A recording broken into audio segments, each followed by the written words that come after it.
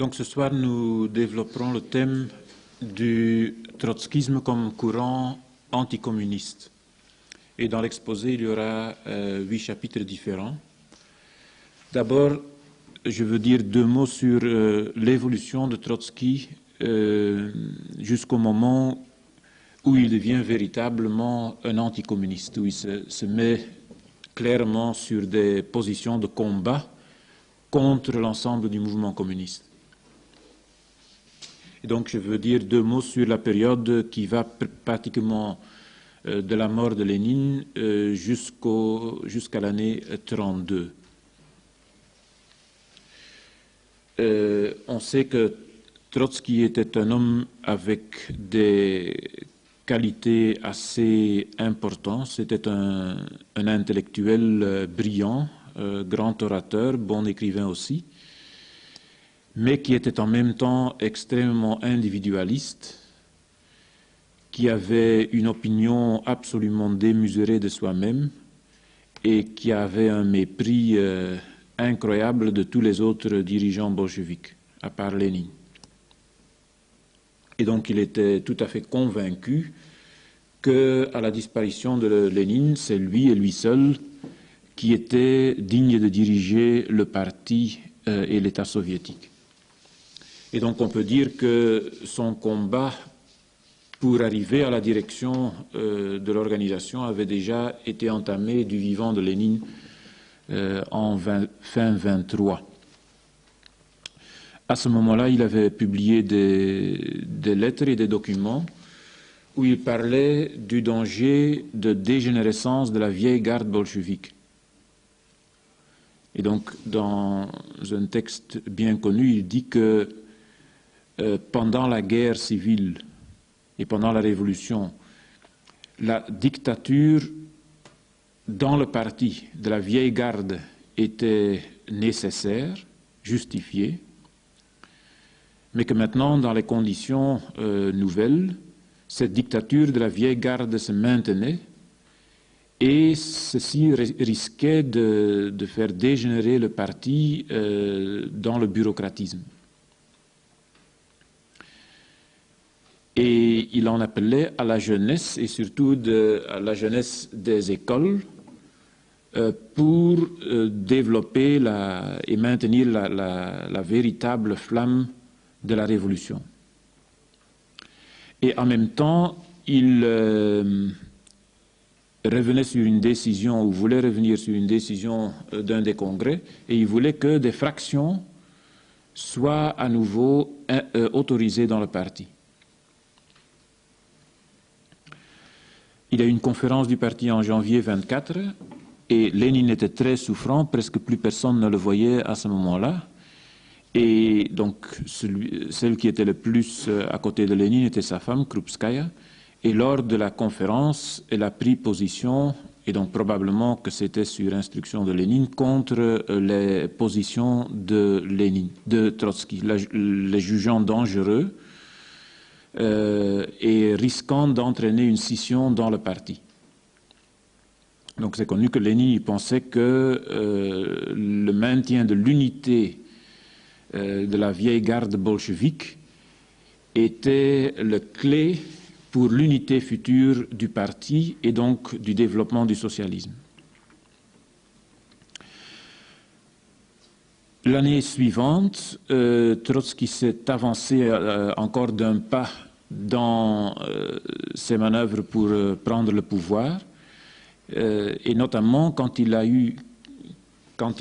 après la mort de Lénine, lancé sa théorie que, en fait, Lénine, en 1917, en était revenu à reconnaître la justesse des positions stratégiques de Trotsky en ce qui concerne la révolution permanente.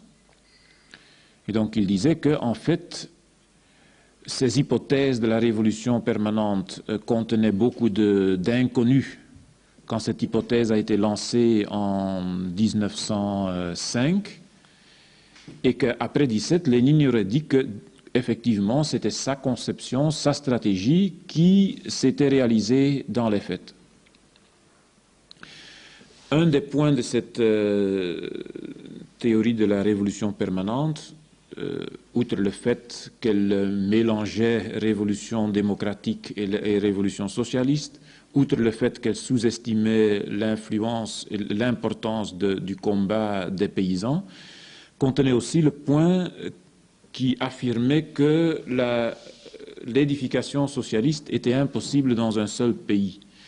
Et bien sûr, après la victoire, une fois que les bolcheviks dirigeaient le pays, c'était cette thèse-là qui était le plus au milieu de la controverse. Il va sans dire que tous les vieux bolcheviks qui avaient été à côté de Lénine et qui avaient soutenu la conception de la révolution de Lénine étaient en opposition totale avec les affirmations de Trotsky. En 1922, donc c'était encore du vivant de Lénine, mais après 5 ans de révolution, Trotsky avait republié des thèses sur l'impossibilité de construire le socialisme dans un seul pays qu'il avait publiées en 1916. Et donc il les rééditait avec une préface dans laquelle il disait « c'est peut-être après 5 années de construction de notre État, ma thèse de l'impossibilité de la construction du socialisme peut sembler un peu dépassée ou pas justifiée. » Il dit « il n'en est rien. Nous ne nous sommes pas encore rapprochés du socialisme.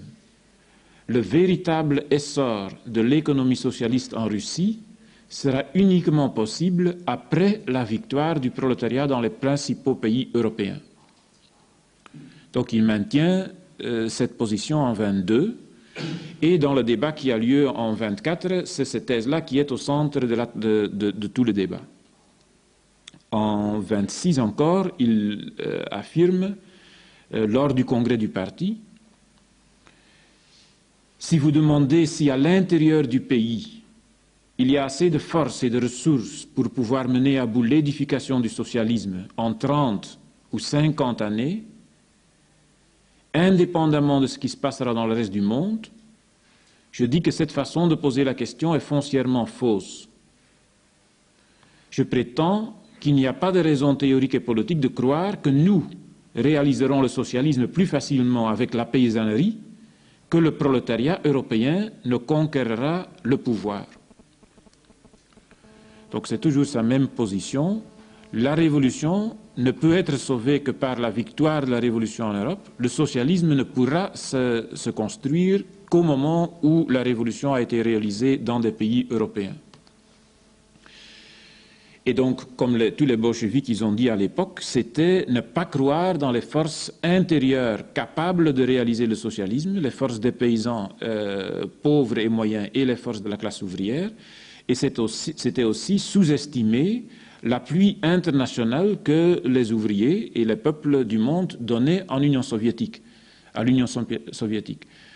Appui qui se manifestait par le fait que les masses empêchaient les impérialistes d'attaquer l'Union soviétique.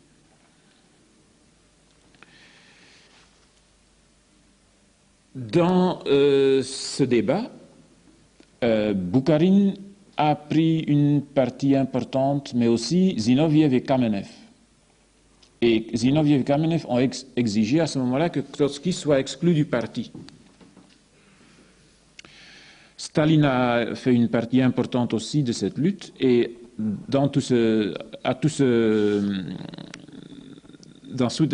débats, on peut dire que Staline a eu la position la plus modérée et qu'il a le plus essayé de calmer les esprits et de discuter pour arriver à une unité. C'est entre autres Staline qui s'est opposé à ce que Trotsky soit exclu du parti et même qu'il soit exclu du bureau politique. C'était en 24, il y a le 13e congrès, et donc là, le débat sur la théorie de la révolution permanente est lancé. C'est à ce moment-là que Zinoviev et Kamenev exigeaient l'exclusion. Donc, mais le débat a duré des années et des années.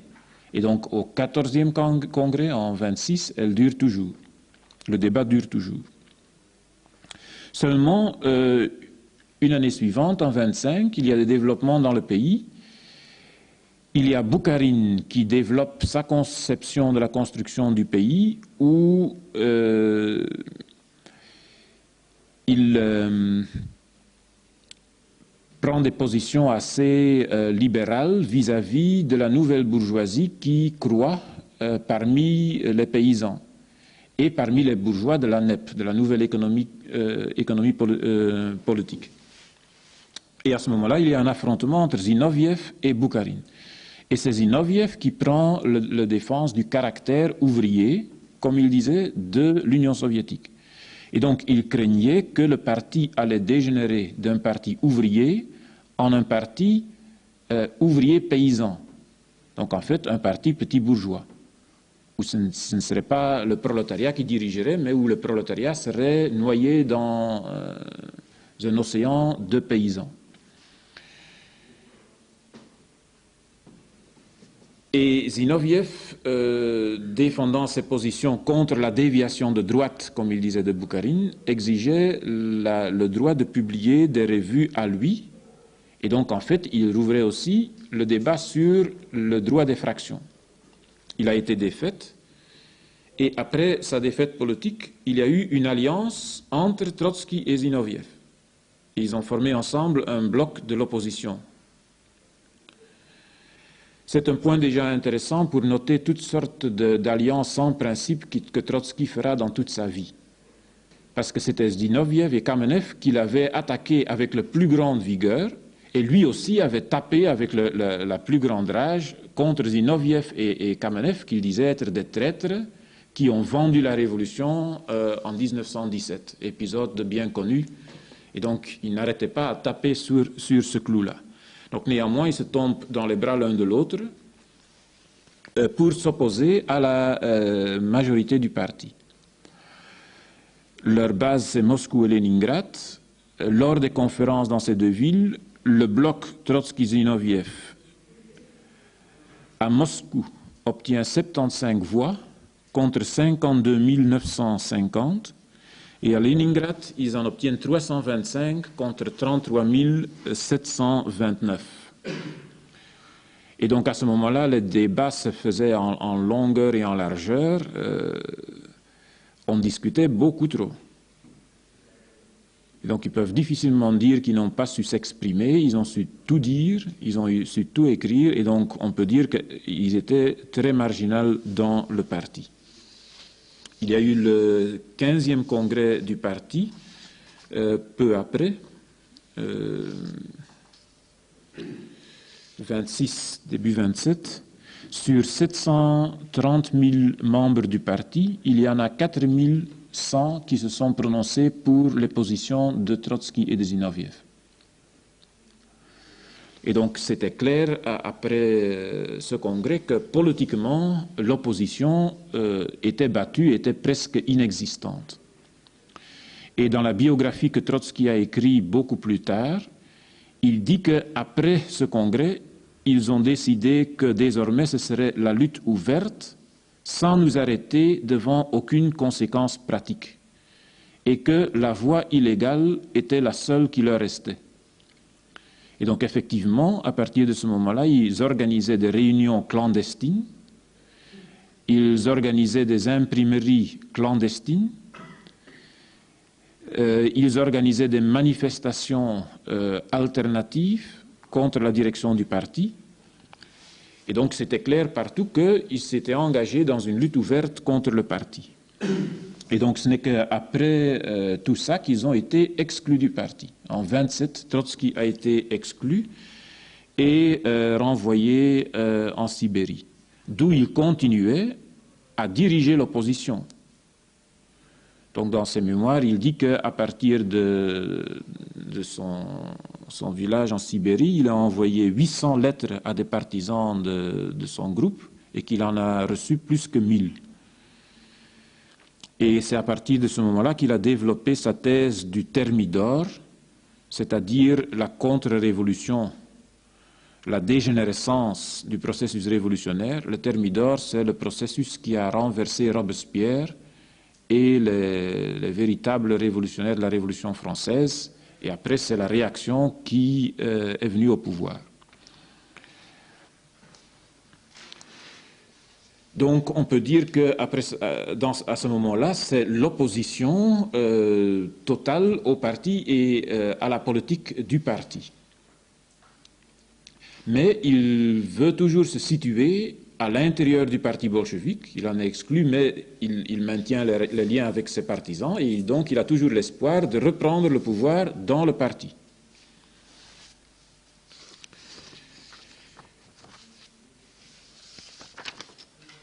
À ce moment-là, on peut dire que sa position est toujours...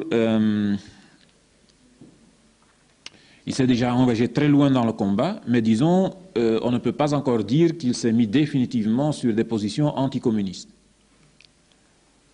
Et sa façon de penser, il l'exprime encore dans une lettre qu'il envoie, si je ne me trompe pas, en 1932. Et je lis des extraits parce que c'est assez important. Il dit « Si nous étions forts maintenant, il n'y aurait aucun danger à mettre en avant le slogan « Débarrassez-vous de Staline ». Mais à l'heure actuelle, Miliukov, donc le chef du parti bourgeois, les mencheviks et les thermidoriens de toute espèce feront de grands cœurs écho à ce cri « Débarrassez-vous de Staline ». Le règne de Staline, si le règne de Staline devait être renversé dans le moment présent, ce sont les forces de la contre-révolution qui, presque à coup sûr, en bénéficieraient. Donc à ce moment-là, il est encore assez lucide. Donc il dit, nous ne sommes pas forts, et si Staline est renversé, c'est probablement les forces de droite qui prendront le pouvoir. Donc il dit ça en 1932. Alors l'évolution, lui, il a été expulsé de l'Union soviétique, il s'est traîné à l'étranger, en Turquie, en France, et donc on peut dire que plus il était coupé des réalités de l'Union soviétique, plus il a commencé à dérailler. Et c'est en fait en 1933 qu'il y a, sur certains points très importants, un changement complet de sa position. C'est la prise de pouvoir des fascistes en Allemagne qui l'a fait basculer dans le camp de l'anticommunisme. Donc, ces analyses de la prise de pouvoir de Hitler indiquent entre autres ceci. Il dit 5 millions de communistes en Allemagne sont perdus, dispersés, démoralisés.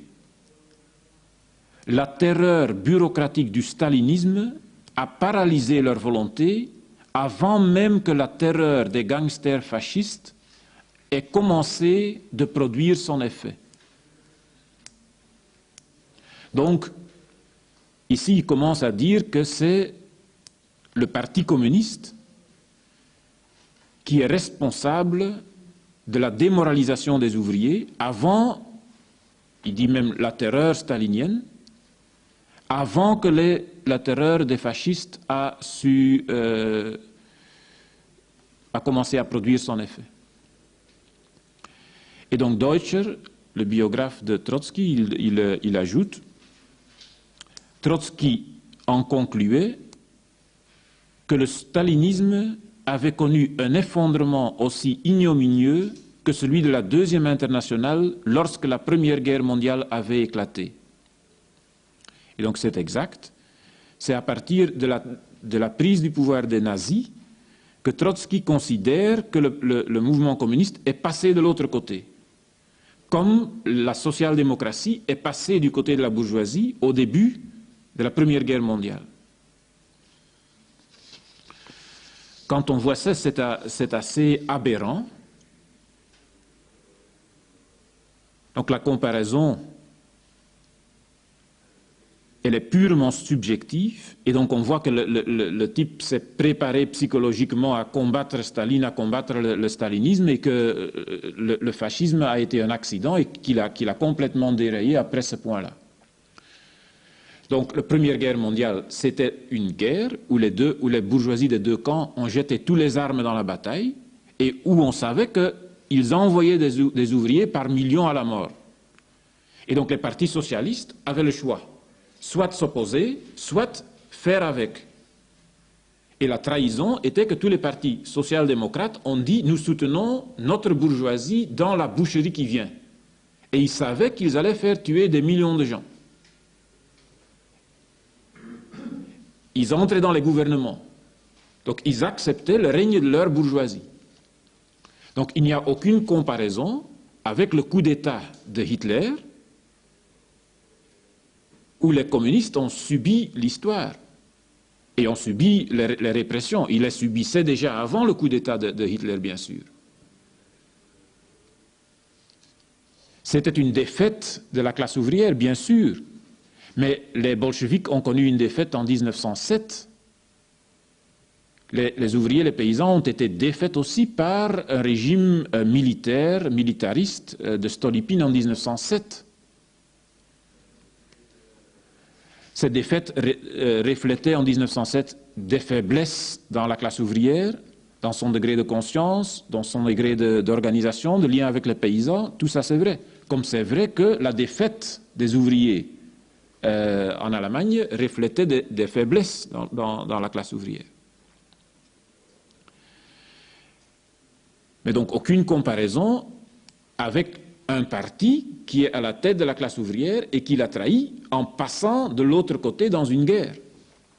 Et encore une deuxième chose qu'on peut remarquer, s'il y a eu défaite de la classe ouvrière vis-à-vis du fascisme en Allemagne, la responsabilité au sein de la classe ouvrière est portée essentiellement par la social-démocratie. Et donc les communistes, ils ne pouvaient pas faire une révolution avant. La situation n'était pas mûre, et les communistes, ils étaient 5 millions, mais ils n'étaient pas assez forts pour réaliser la révolution, disons, en 30, 31, 32. Ils n'avaient pas seulement les nazis contre eux, mais aussi les social-démocrates. Et donc il ne faut pas perdre de vue qu'en 1933, après la prise de pouvoir de Hitler, le chef de la fraction parlementaire des social-démocrates, dans le Parlement, a proposé l'appui de la social-démocratie à la politique extérieure de Hitler. Donc après la prise de pouvoir, il pensait toujours que la social-démocratie pouvait s'entendre avec Hitler. Et donc on peut dire que le Parti communiste, même si sa politique aurait été sans aucune tâche, ne pouvait pas faire la révolution à ce moment-là. Mais donc Trotsky, il en conclut que le mouvement communiste international a commis les mêmes trahisons que la social-démocratie pendant la Première Guerre mondiale.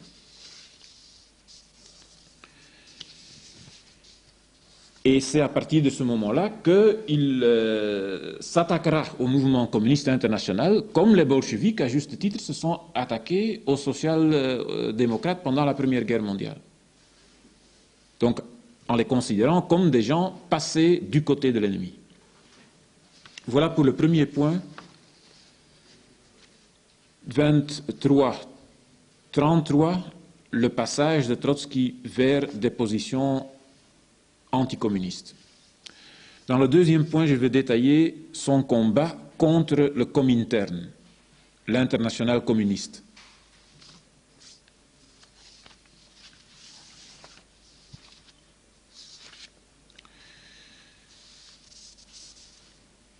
D'abord, à partir de ce moment-là, il avance la thèse que le Comintern est devenu un produit de l'impérialisme et sert l'impérialisme et est nourri par l'impérialisme. Les diverses machines de l'ex-Comintern, il parle de l'ex-Comintern parce que dans sa thèse, le Comintern est complètement dégénéré et passé du côté de la bourgeoisie. Les diverses machines de l'ex-Comintern se nourrissent aux mêmes sources que la social-démocratie, les super-profits de l'impérialisme. Alors, concrètement, infiltration dans le rang de la petite bourgeoisie, installation dans la machine étatique, dans les syndicats, au Parlement, dans les municipalités, etc. Tout ça a renforcé à l'extrême leur dépendance envers le national-impérialisme.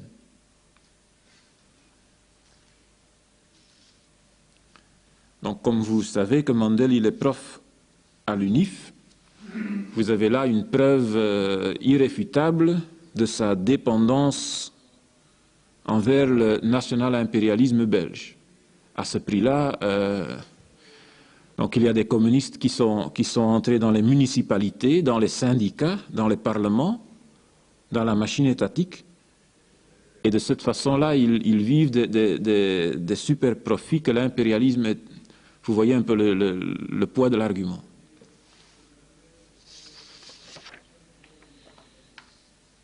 Deuxièmement, il mène une campagne générale et violente de dénonciation dans tous les termes imaginables de l'internationale communiste. Dans le domaine du mouvement ouvrier international, le Comintern joue un rôle désorganisateur, démoralisateur et funeste. Les bureaucrates du Comintern sont des carriéristes achevés.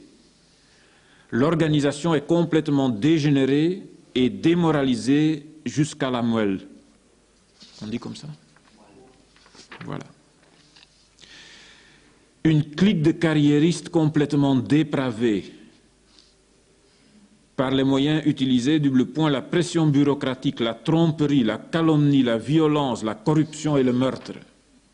Si vous voulez en ajouter.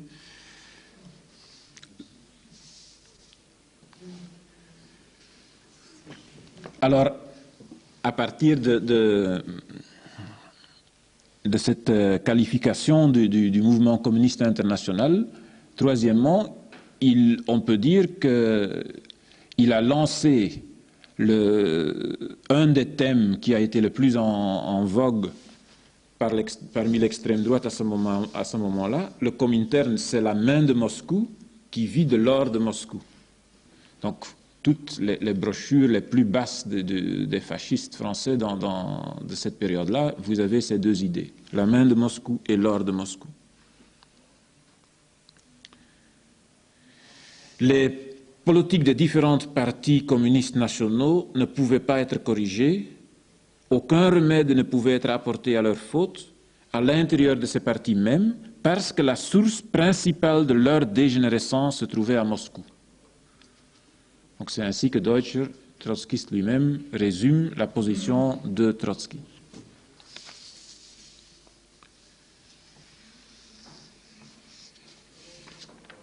Le thème de l'or de Moscou.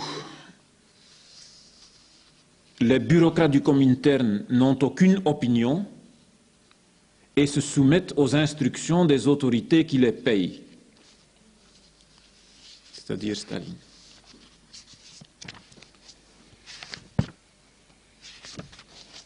Et alors ceci, et là vous êtes vraiment, si on ne sait pas d'où ça vient, on peut se tromper facilement. Il faut ouvrir les yeux de l'opinion publique sur le fait que la propagande doucereuse et mensongère de philosophes, moralistes, esthètes, artistes, pacifistes et leaders ouvriers en faveur du Kremlin, sous le couvert de la défense de l'URSS, est libéralement rémunérée en or de Moscou. 1937. Alors, thème suivant, dans sa campagne contre l'internationale communiste, l'internationale communiste est devenue l'obstacle principal pour la prise de conscience révolutionnaire des ouvriers. Il dit, grâce au Comintern, le stalinisme est devenu le premier frein à la révolution mondiale.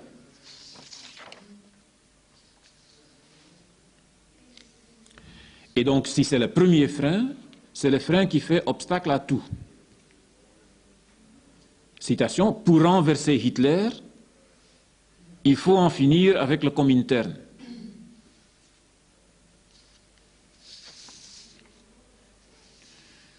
Autre citation, le stalinisme est le premier obstacle à la lutte de libération des peuples ariés et opprimés.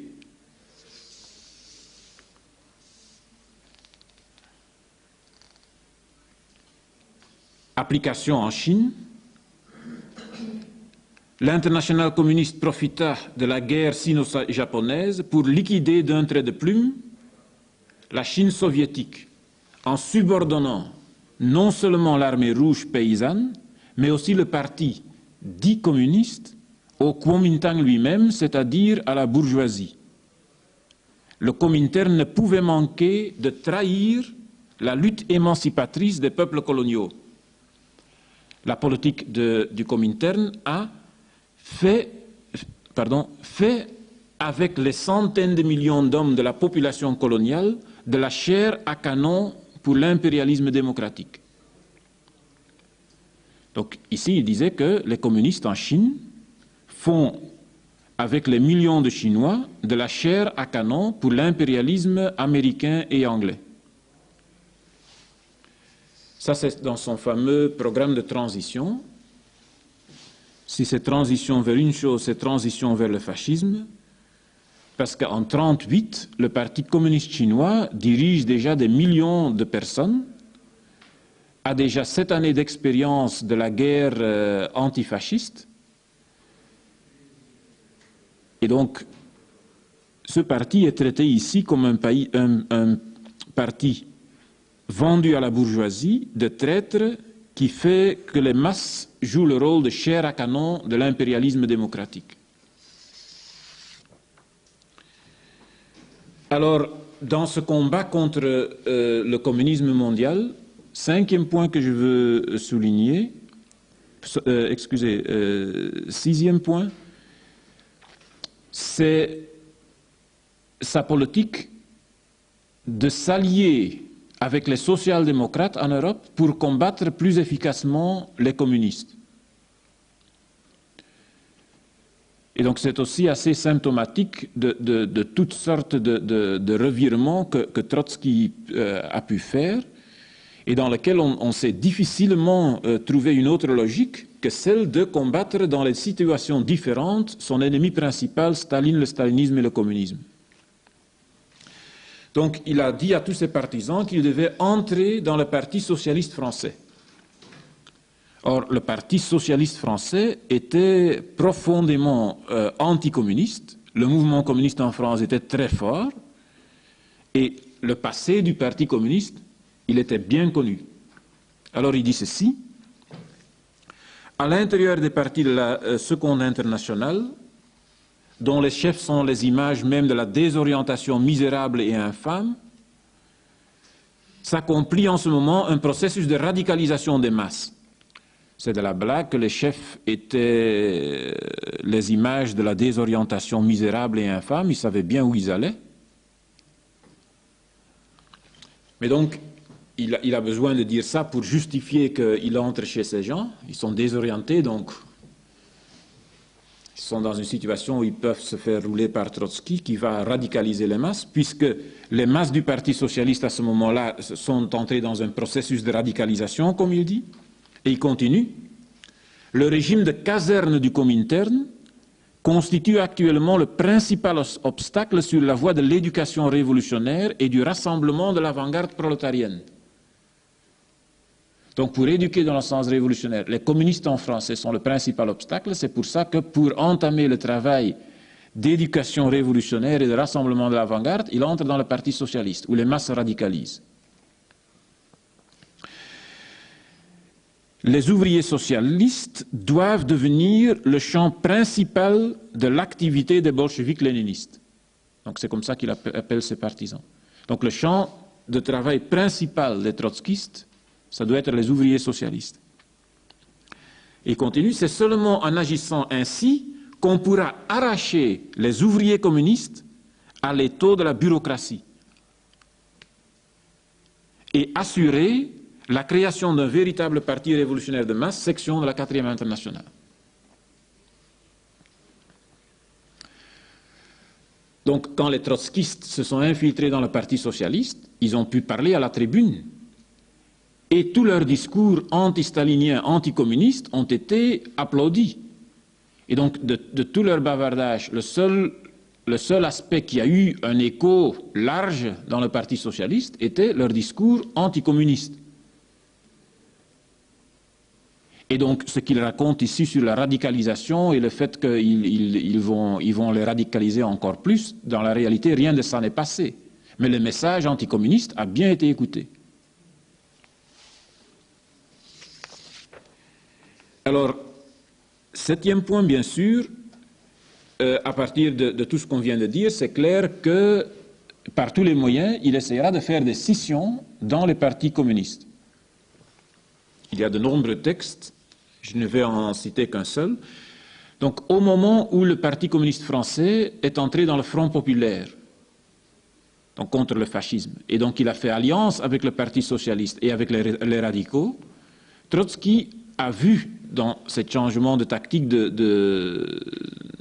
Parti communiste qu'il avait souhaité avant. Avant, il les attaquait parce qu'ils étaient sectaires, qui refusaient le front. Maintenant, ils font le front.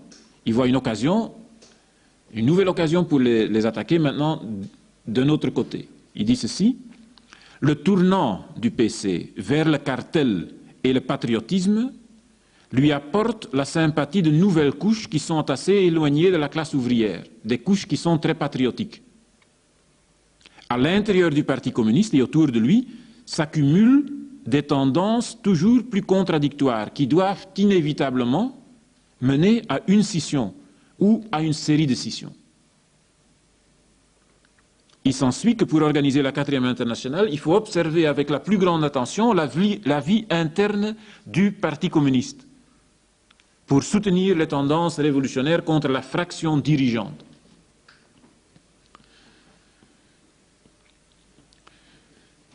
Et donc on voit le Parti communiste contre le fascisme doit changer sa politique, fait des fronts plus larges. Donc chaque fois qu'il y a un changement de politique, il y a toujours possibilité de manœuvrer et de faire décrocher des gens. Ça, c'est connu. Et donc comme ça, on voit que chaque occasion pour lui, elle est donnée pour réaliser son but, c'est d'affaiblir, de miner le Parti communiste. Et alors, on finit par le point où tout ça doit mener inévitablement. On peut dire qu'il a lancé une série de thèses et de positions qui devaient nécessairement mener à ce que ses partisans deviennent des flics.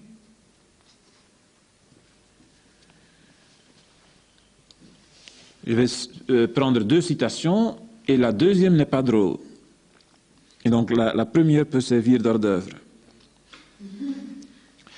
Il dit: certaines mesures sont nécessaires pour une lutte contre une théorie incorrecte, d'autres pour combattre une épidémie de choléra. Et Staline ressemble infiniment plus au choléra qu'à une théorie fausse. La lutte doit être intense, féroce, impitoyable, un certain élément de fanatisme est salutaire. 21 mars 1938. Et alors vient une partie de prose qui peut figurer dans toutes les recueils de documents de l'extrême droite. Vous allez voir que s'il y a pas mal de trotskistes qui ont travaillé pour les flics et qui ont fait l'espionnage contre les communistes, ce n'est pas par hasard. Et donc on ne peut pas dire que c'est des gens qui ont dégénéré, qui ont dévoyé. Donc quand vous aurez écouté ce passage-là, on va voir que c'est dans la directe continuation de ce que Trotsky leur a dit de faire. Il faut unir les véritables amis du prolétariat pour purger les rangs du mouvement d'émancipation de l'horrible contagion du stalinisme. Il faut instituer à l'intérieur de tous les syndicats un régime de défiance rigoureuse envers tout individu directement ou indirectement lié à l'appareil stalinien. Nous devons infatigablement rassembler du matériel, imprimer des documents, des témoignages au sujet du travail criminel des agents de la GPU Comintern. Nous devons publier périodiquement dans la presse les conclusions rigoureusement fondées que nous retirons de ces documents. Le mouvement ouvrier n'avait encore jamais eu dans ses rangs d'ennemis aussi vicieux, dangereux, puissants et peu scrupuleux que la clique stalinienne et son agence internationale. La négligence dans la lutte contre ses ennemis équivaudrait à une trahison. Il faut un plan et une organisation. Il est urgent de créer des commissions spéciales chargées de dépister les manœuvres, les intrigues et les crimes des staliniens et d'élaborer les meilleures méthodes pour parer et résister aux coups des gangsters de Moscou. Dans chaque pays, un livre devait être publié qui mettrait à nu tous les rouages de la section nationale du Comintern.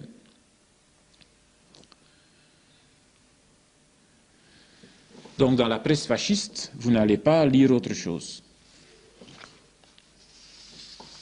Et donc si un type comme Burnham, qui était un des chefs du trotskisme, est devenu l'idéologue de la guerre froide et le chef idéologue de la CIA après la guerre, bon, il n'a fait que continuer ce qui est écrit ici.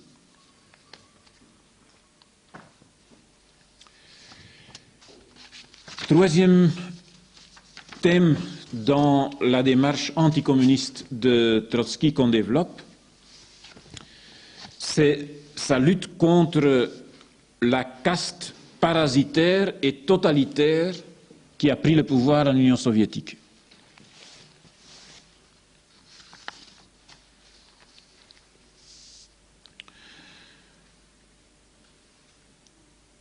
Il y a deux thèses là-dedans. D'abord, il a affirmé que Staline était en fait, qu'il travaillait en fait pour l'impérialisme et qu'il se préparait à restaurer les classes antagonistes en Union soviétique.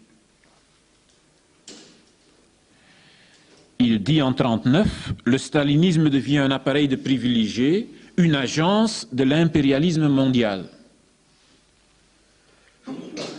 Donc ici, il parle du stalinisme en Union soviétique. Une agence de l'impérialisme mondial. Et ailleurs, il dit que la contradiction sociale la plus fondamentale est celle qui existe entre les masses trahies et la nouvelle caste aristocratique qui s'apprête à restaurer la société de classe. Donc c'est un thème sur lequel il est régulièrement revenu, que Staline, avec sa politique, s'apprêtait à restaurer la bourgeoisie, la propriété privée et donc les classes antagonistes en Union soviétique.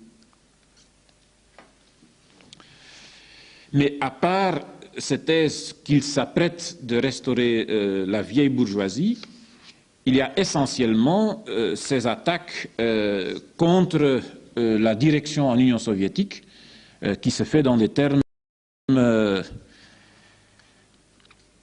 dont vous pouvez aussi mot par mot les retrouver dans toute la presse d'extrême droite. Vous allez entendre.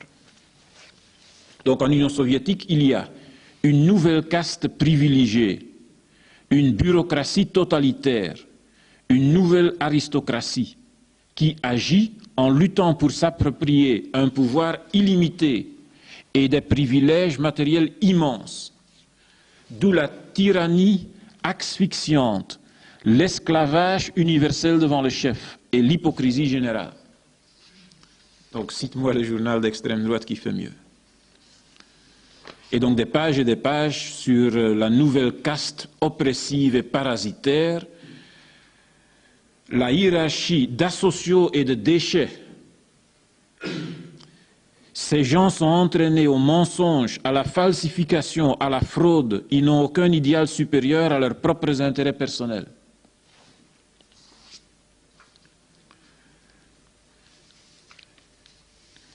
Et alors ce qu'on trouve dans la bouche de tous les flics, la couche supérieure de la bureaucratie mène à peu près la même vie que la bourgeoisie aisée aux États-Unis. Donc ça, c'est tous les flics qui...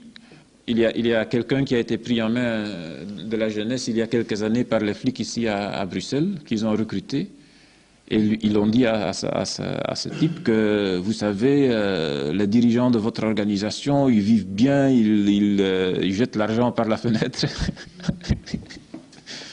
Donc, c'est tellement classique chez les flics. Mais donc, quand on voit un peu la situation avant la guerre en Union soviétique et le travail que les bolcheviks et les dirigeants bolcheviks abattaient, dire que la couche supérieure vivait à peu près menait la même vie que la bourgeoisie aisée aux États-Unis, c'est un peu fort. Et il développe l'idée, aucune classe, à aucun moment de l'histoire, n'a concentré dans ses mains, en un laps de temps aussi court, autant de richesses et de puissance que ne l'a fait la bureaucratie pendant les 2 plans quinquennaux. Le peuple a renversé la monarchie tsariste, la noblesse et la bourgeoisie. Dans un certain sens, la bureaucratie soviétique réunit en elle à présent les traits de toutes les classes renversées.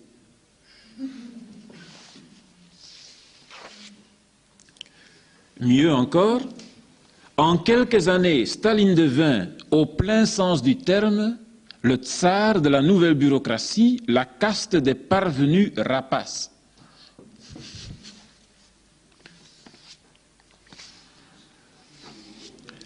Bon, c'est le pur langage fasciste, c'est le pur langage de la guerre froide, quand vous voyez Reader's Digest, hein, les machins que les après la guerre, quand c'était la guerre froide, la propagande américaine, c'était ça, mot par mot.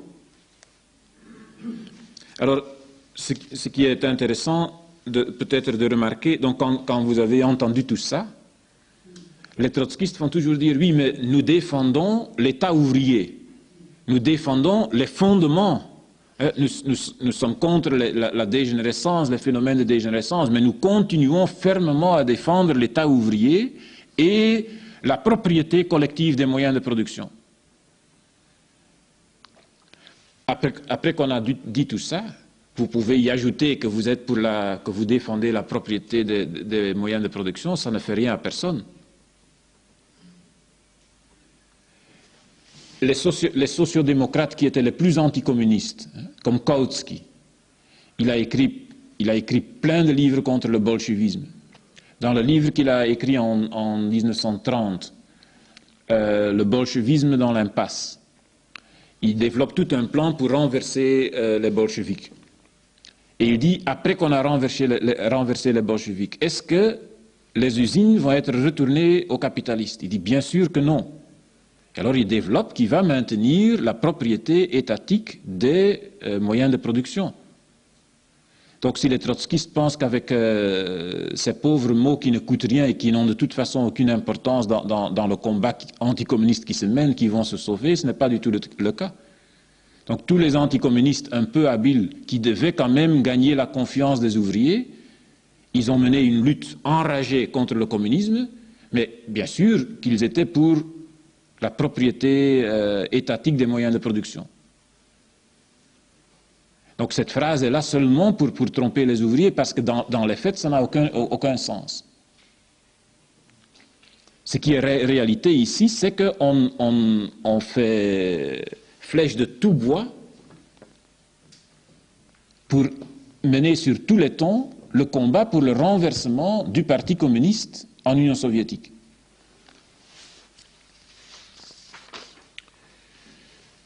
Quatrième point, dans la campagne anticommuniste de Trotsky, il a développé toute une théorie pour dire que Staline et Hitler, c'était pratiquement la même chose. Donc c'est le thème Staline-Hitler comme quatrième point de l'exposé qu'on aborde. 3 points différents là-dedans. D'abord, il affirme que c'est Staline qui ouvre partout dans le monde la voie au fascisme. Le fascisme gagne victoire sur victoire et son meilleur allié, celui qui lui ouvre la voie dans le monde entier, est le stalinisme.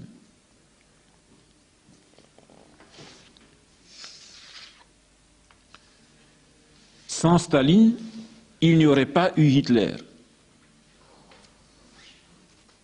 12 novembre 1935.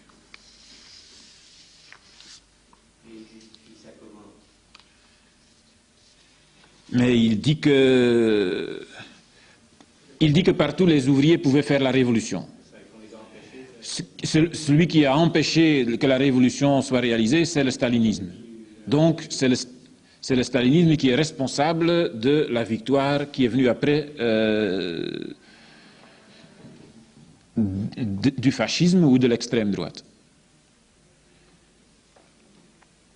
Et donc chaque défaite, que ce soit en Espagne, que ce soit en Allemagne, que ce soit en Chine, le responsable c'est Staline, le stalinisme.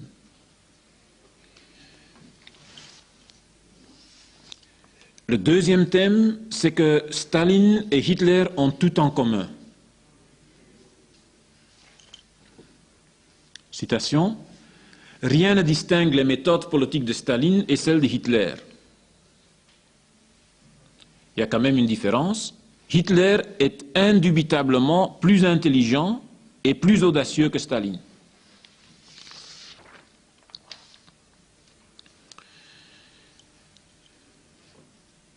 Il cherche à savoir avec qui dans l'histoire on pourrait comparer Staline. Et il dit que peut-être avec Mustafa Kemal Pacha ou peut-être avec Porfirio Díaz. C'est pour moi un inconnu complet. Mais donc, le fond... Hein? Probablement au Mexique, oui.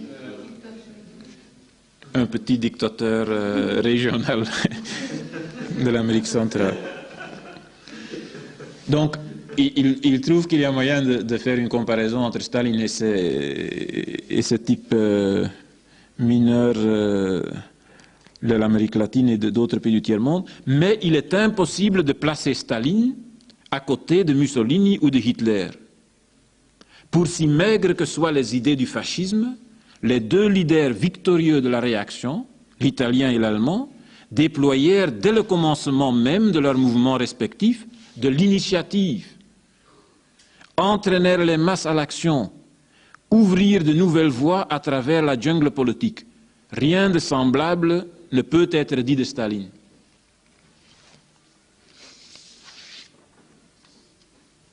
Et c'est une idée sur laquelle il revient 10 fois. Le seul homme politique qui pouvait, dans ces conditions, impressionner Staline était Hitler. Ecce homo. Donc l'homme a étudié, voici l'homme. Hitler et Staline ont tout en commun. Mépris pour les masses, absence de principe, ambition, appareil totalitaire. Cependant, Hitler possède quelque chose que n'a pas Staline, l'imagination, la capacité d'enthousiasmer les masses et l'audace. Donc il n'y a pas beaucoup de bourgeois qui étaient un peu lucides à cette époque-là, qui ont déraillé à ce point. Donc il faut vraiment avoir la haine du communisme pour en arriver à des conneries pareilles. Et alors, troisième thème dans son développement, il affirme que à l'intérieur du régime de Staline, des fascistes authentiques sont de plus en plus nombreux. Il y a un soviétique qui a pris la fuite en Occident, qui a dénoncé le stalinisme et qui a rejoint le fascisme. Donc qui est devenu fasciste. Il s'appelle Fedor Boutenko. Alors Trotsky fait le commentaire suivant. Fedor Boutenko a sauté le pas jusqu'au fascisme. A-t-il eu beaucoup à se renier? Nous ne le pensons pas. Une partie considérable et qui prend de plus en plus d'importance de l'appareil soviétique est formée de fascistes. qui ne se sont pas encore reconnus comme tels. La symétrie des superstructures politiques, la similitude des méthodes totalitaires et des types psychologiques sont frappantes. Boutenko nous montre ce que sont les carriéristes de l'école stalinienne à l'état naturel.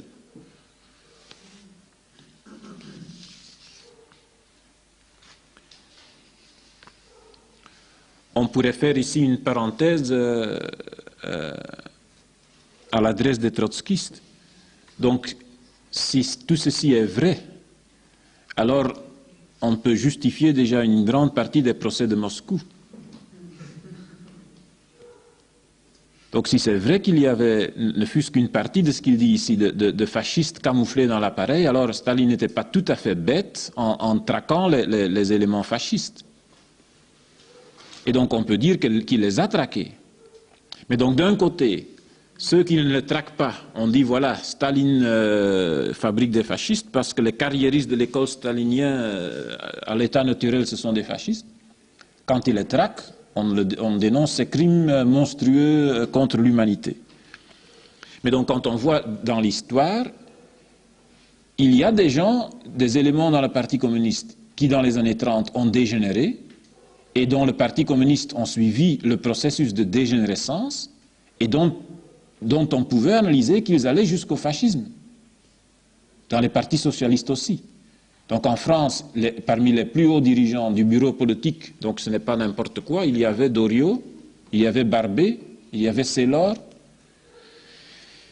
il y avait des fonctionnaires importants de l'international comme Barthélemy. C'est 4 cadres du parti fasciste français pendant la guerre. En Belgique, on a Henri de Man. Donc, les procès, il y avait un fond qui se justifie à ces procès. Autre chose, c'est qu'on a aussi complètement déraillé dans ce domaine et on a traqué des gens en les considérant comme des fascistes ou des presque fascistes qui ne l'étaient pas du tout. Mais donc, on ne peut pas se débarrasser du problème en faisant référence uniquement à l'arbitraire stalinien. Il y avait des problèmes réels. Et des fascistes, ça existait. Et ils ont existé partout. Et donc, dans la mesure où c'était des fascistes authentiques qui étaient visés, on peut justifier ce que l'Union soviétique a fait pour se défendre. Mais donc ça, c'est entre parenthèses, quand ici il dit qu'il y avait beaucoup de fascistes dans l'appareil de l'Union soviétique, ça pourrait déjà justifier des purges comme on en a fait.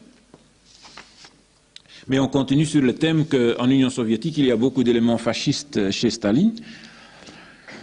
20 années après la Révolution, l'État soviétique est devenu l'appareil le plus centralisé, despotique et sanguinaire, le plus violent et coercitif. La société se développe vers une renaissance des antagonismes sociaux. Ce processus conduira inévitablement à la renaissance des classes, à la liquidation de l'économie planifiée, au rétablissement de la propriété capitaliste, et dans ce cas, la structure de l'État sera inévitablement fasciste. Donc c'est son raisonnement qu'on a vu avant. Il pensait que Staline, il était tellement mauvais qu'il était en train, c'était sa pensée, de restaurer la propriété privée, le capitalisme et le fascisme.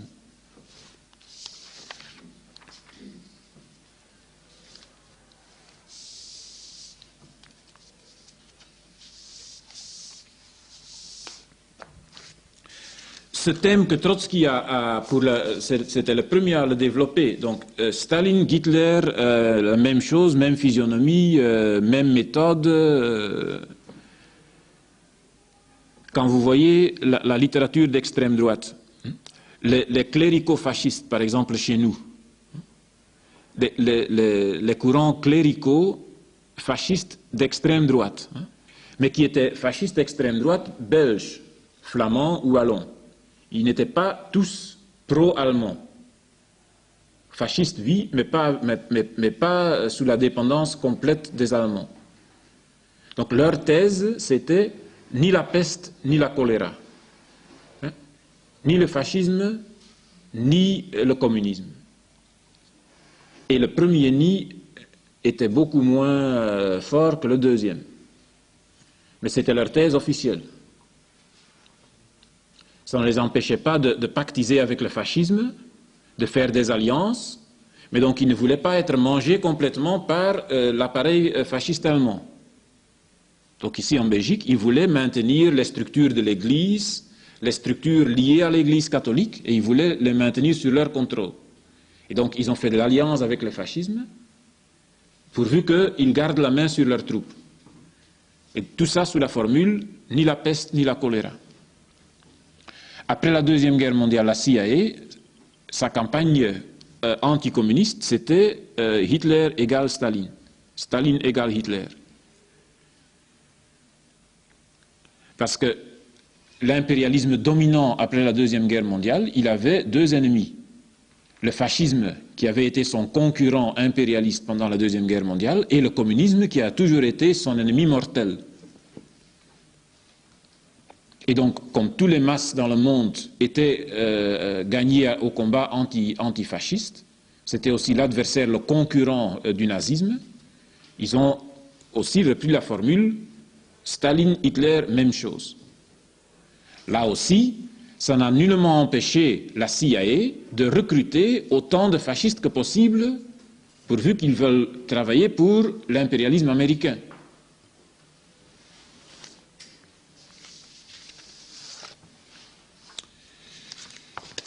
Cinquième point, dans la campagne anticommuniste de Trotsky, c'est qu'il a organisé de façon systématique les courants défaitistes en Union soviétique à l'approche de la Deuxième Guerre mondiale. Donc on parlera du défaitisme vis-à-vis du fascisme allemand. Et dans ce sens, il a politiquement apporté une aide directe au plan et au projet de Hitler.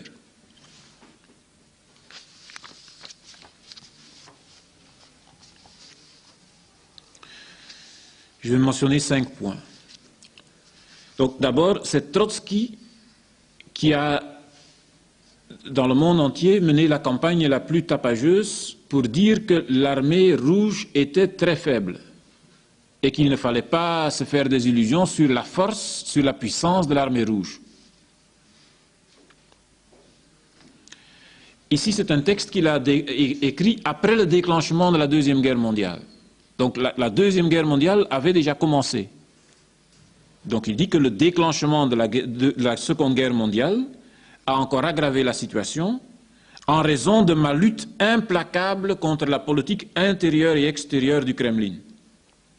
Mes déclarations et mes articles au sujet du démembrement de la Pologne, de l'invasion de la Finlande, de la faiblesse de l'armée rouge décapitée par Staline, ces déclarations étaient reproduites dans tous les pays du monde et à des dizaines de millions d'exemplaires. Donc il s'en vante, ce n'est pas les petits feuilles trotskistes qui faisaient le compte de dizaines de millions.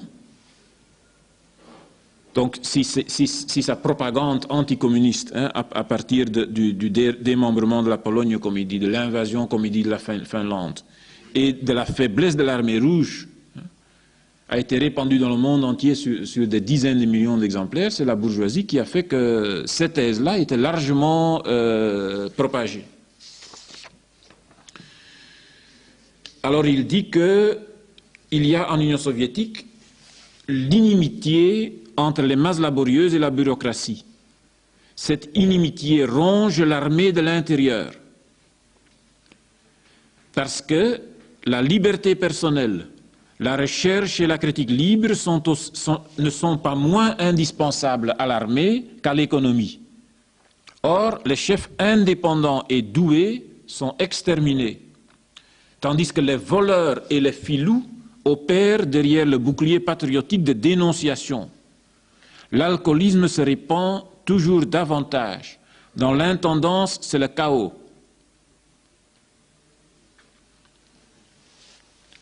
Donc, il s'est occupé à plusieurs reprises à tracer un tableau de l'armée rouge, d'une armée d'ivrognes, de voleurs,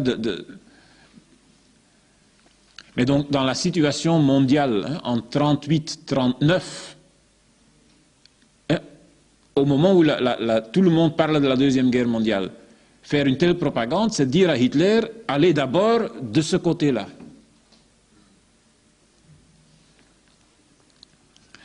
Donc Staline, il a dû mener la guerre à la Finlande. D'abord, ils ont proposé un accord avec la Finlande pour que l'Union soviétique puisse entrer pour la défense de Leningrad, qui était tout proche. La Finlande était liée à Hitler, à l'Allemagne fasciste, et donc ils ont négocié pour que la Finlande soit neutre et qu'elle accepte que l'Union soviétique avance ses défenses. Ils ont refusé. L'Union soviétique n'avait pas d'autre choix que de les forcer à reculer. Ils l'ont fait, c'était une guerre très dure et très difficile, mais donc ils ont pu avancer la défense de Leningrad, ce qui a fait que les Allemands n'ont pas été capables de le prendre. Mais donc on sait aussi que Leningrad a été encerclé pendant 900 jours, qu'il n'y avait rien qui entrait, que les gens crevaient de la famine, que c'était une des situations les plus dramatiques de la Deuxième Guerre mondiale, l'encerclement de Leningrad. Et donc, si Staline n'avait pas fait la guerre de Finlande, s'ils n'avaient pas su avancer leur défense, c'est sûr que Leningrad serait tombé. Alors Trotsky, il dit, l'aventure finlandaise a déjà provoqué une réévaluation du poids spécifique de l'armée rouge qui avait été idéalisée de façon extraordinaire. Donc toute sa propagande, c'est pour dire à la bourgeoisie, ils ne sont pas aussi forts qu'on a pensé. Ils ont été trop idéalisés.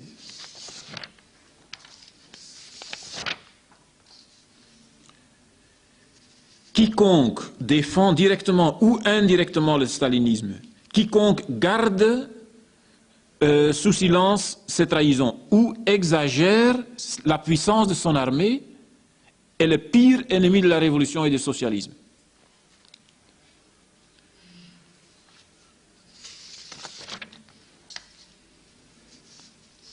Et n'importe quoi, donc là vous voyez qu'il n'y a plus le moindre principe. Donc n'importe quoi dans le monde est pris et est tourné dans ce sens. Donc la défaite de la révolution espagnole est livrée au public comme argument de la faiblesse de l'armée stalinienne. Donc pour y arriver, il dit ceci. Toute la politique des républicains espagnols était déterminée à Moscou. D'où l'importance des événements espagnols. Staline est incapable de se battre et lorsqu'il est acculé au combat, il est capable d'amener autre chose que des défaites. Donc encore de la défaite de la révolution espagnole, il dit à la bourgeoisie, vous voyez bien, il ne sait pas se battre. Et s'il se bat, c'est inévitablement la défaite.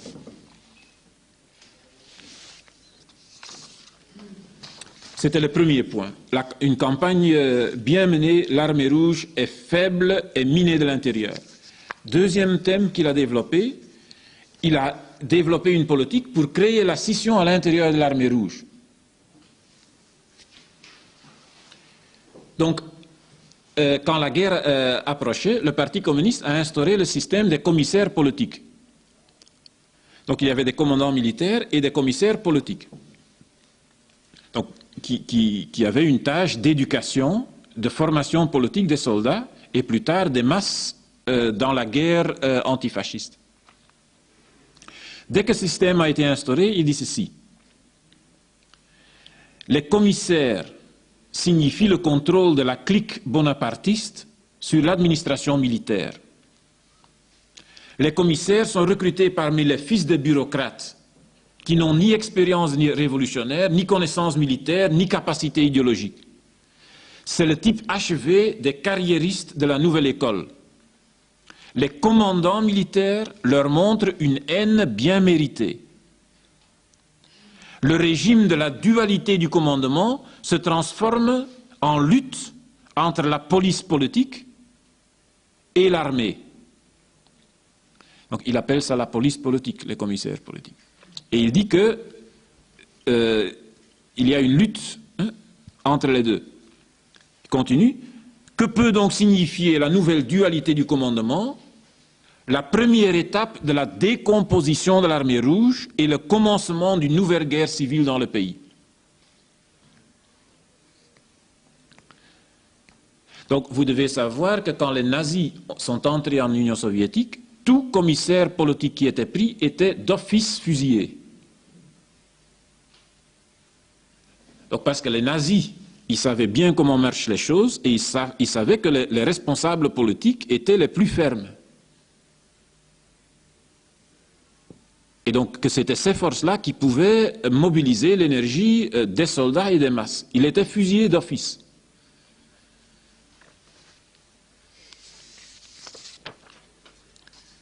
Troisième thème de la propagande de Trotsky, la défaite de l'Union soviétique dans la guerre prochaine est sûre. Peut-on espérer que l'Union soviétique sortira de la grande guerre qui vient sans défaite? Répondons honnêtement à une question posée en toute honnêteté. Si la guerre ne devait demeurer qu'une guerre, la défaite de l'Union soviétique serait inévitable. Sous le rapport de la technique, de l'économie et de l'art militaire, l'impérialisme est incomparablement plus puissant que l'Union soviétique. S'il n'est pas paralysé par la révolution en Occident, l'impérialisme emportera le régime né de la révolution d'octobre. Le destin de l'Union soviétique se décidera en définitive non point sur la carte des états-majors, mais sur la carte de la lutte de classe. Seul le prolétariat européen, irréductiblement dressé contre sa bourgeoisie, peut empêcher l'Union soviétique d'être détruite ou poignardée dans le dos par ses alliés. Donc c'était ça sa propagande. Si c'est une guerre, et rien qu'une guerre, c'est sûr que l'Union soviétique connaîtra la défaite. Donc la seule possibilité de sauver le régime soviétique, c'est la révolution en Occident. Mais donc l'homme se disait le porte-parole du prolétariat soviétique, donc vous voyez déjà l'enthousiasme qui peut s'emparer des masses soviétiques avec une thèse pareille. Si c'est une guerre, seulement une guerre, on est de toute façon défaite. Parce que du point de vue de la technique, de l'économie et de l'art militaire, nous sommes des nullités. Mais peut-être que les trotskistes en France et en Allemagne vont faire la révolution, ça peut encore nous sauver.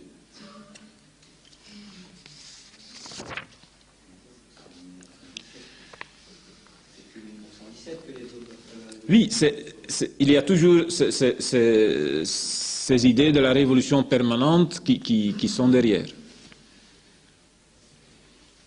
Mais ça devient de plus en plus aberrant.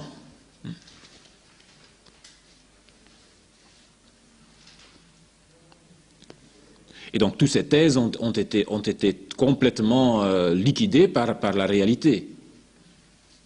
Donc l'économie centralisée de l'Union soviétique a été capable en 2-3 années de produire une masse d'armées, une masse de matériel militaire qui a permis que l'Union soviétique tienne la tête contre les fascistes. Quatrième thèse de Trotsky,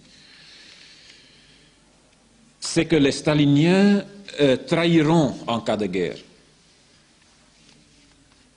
Pas seulement la défaite est certaine, mais les staliniens vont trahir le combat national. Il dit ceci: les carriéristes sans honneur ni conscience, sur lesquels Staline est de plus en plus obligé de s'appuyer, trahiront le pays dans les moments difficiles.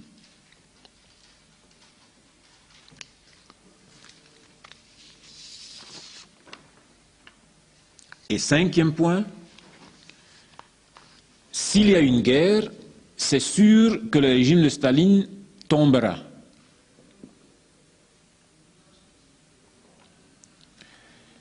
L'oligarchie de Moscou, dans tous les cas, ne survivra pas à la guerre qu'elle redoute si fort. Et alors, dans une de ses prophéties dont il avait le secret, il dit ceci: « Je ne suis sûr que d'une chose. » Ça commence bien. Bon, sur tout le reste, il y a quand même encore un certain doute.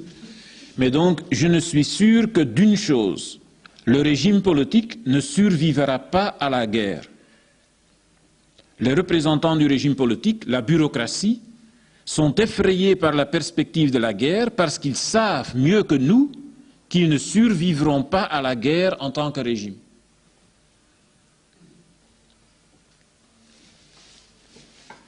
Donc aussi, ça n'a rien à voir avec une analyse ou avec quoi que ce soit de sérieusement observé de l'Union soviétique. C'est de la pure propagande, et c'est de la propagande défaitiste, démoralisante. Et donc si les nazis n'étaient pas des imbéciles complets, c'est sûr que des trucs pareils, ils vont faire une large publicité.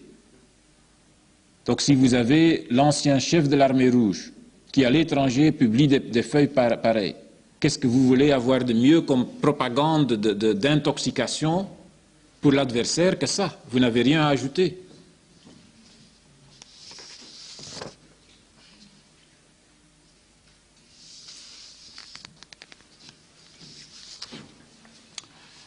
Voilà pour ce qui concerne le cinquième point, le défaitisme vis-à-vis de la menace fasciste.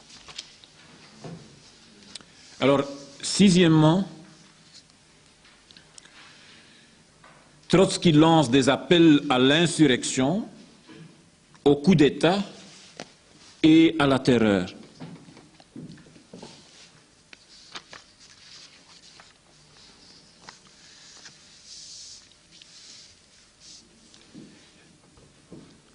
Et donc, il fait ses appels à l'insurrection, au coup d'État, dans une situation où la guerre mondiale est dans l'air.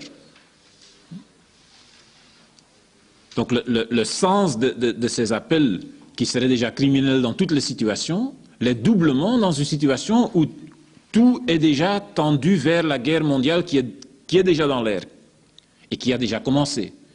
Puisque les Japonais ont commencé en 1931, qu'ils ont lancé des grandes offensives en 1933, en 1935, l'Italie est déjà en Éthiopie.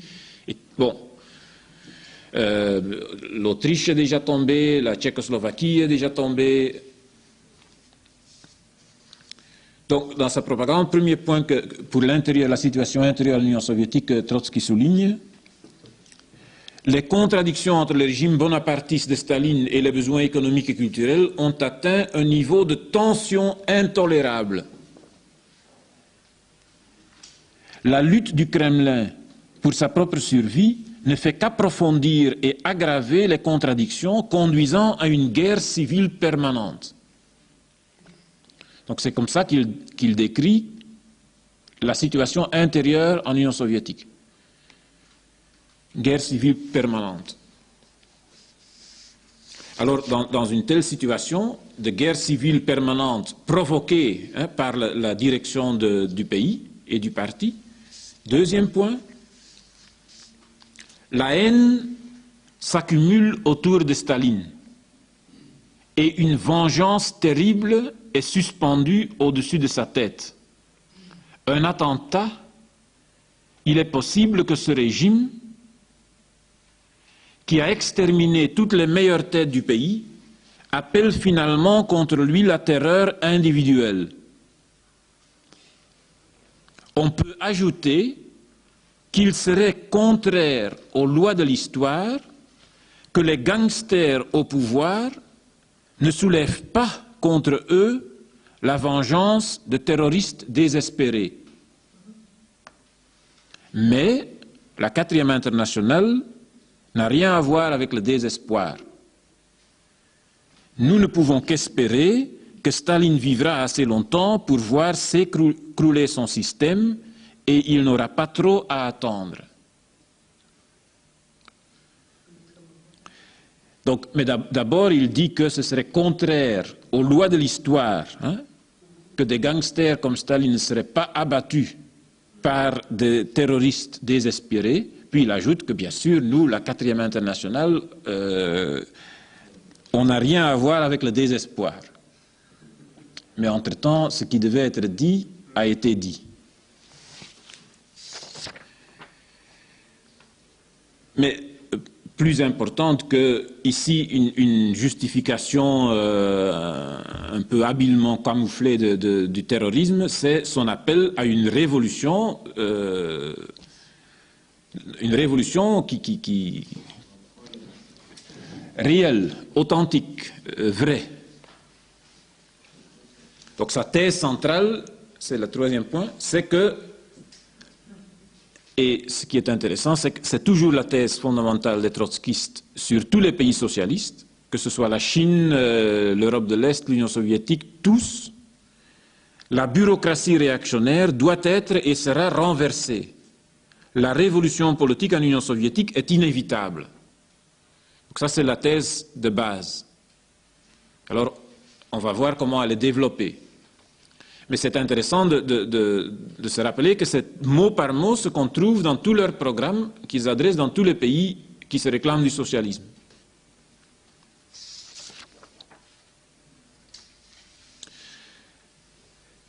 Qu'est-ce qu'il veut dire? Il explique maintenant. Les conquêtes de la révolution d'octobre ne serviront le peuple que si le peuple se montre capable d'agir envers la bureaucratie stalinienne comme il le fit jadis envers la bureaucratie tsariste et la bourgeoisie. C'est difficile d'être plus clair.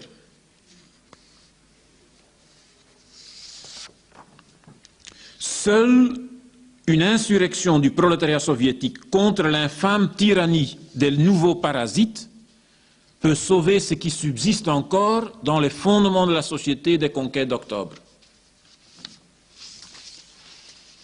Seul le soulèvement révolutionnaire victorieux des masses opprimées peut régénérer le régime soviétique. Seul le parti de la 4e internationale est capable de mener les masses soviétiques à l'insurrection.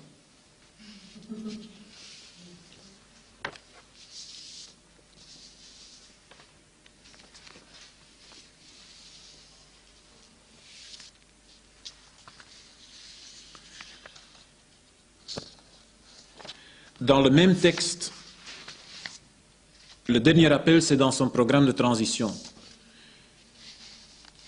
Mais dans le même texte, il dit, si on prend le trotskisme comme un programme achevé, à plus forte raison comme une organisation, le trotskisme est sans doute extrêmement faible en Union soviétique.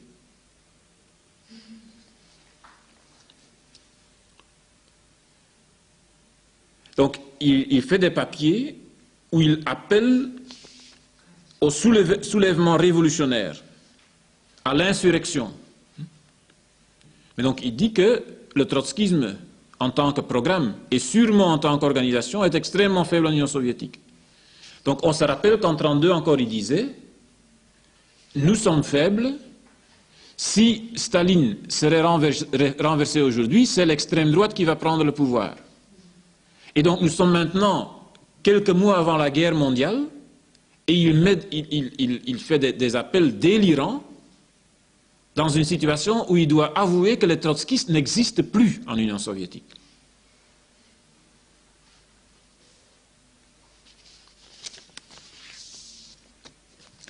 Mais donc où toute l'extrême droite et toute la droite classique étaient revigorées par la situation internationale. Et donc tous spéculaient que dans la guerre qui viendrait, que Hitler pourrait les aider pour prendre le pouvoir.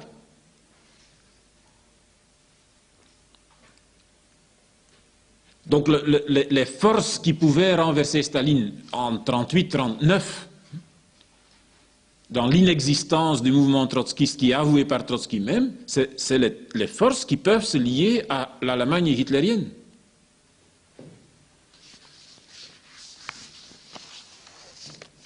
Et alors, dernier point dans ces appels à l'insurrection, au terrorisme et au coup d'État.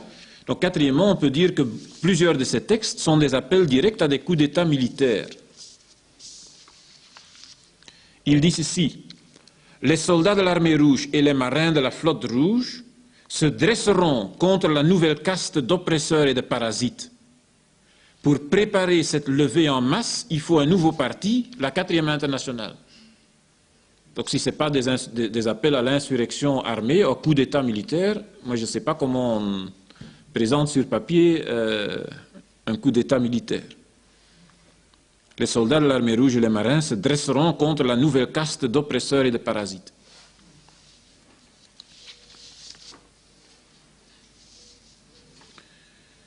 Dans un autre texte, 38 juillet, il dit, 3 juillet, à l'intention des militaires soviétiques, « Les fusils ne sont ni nettoyés ni vérifiés.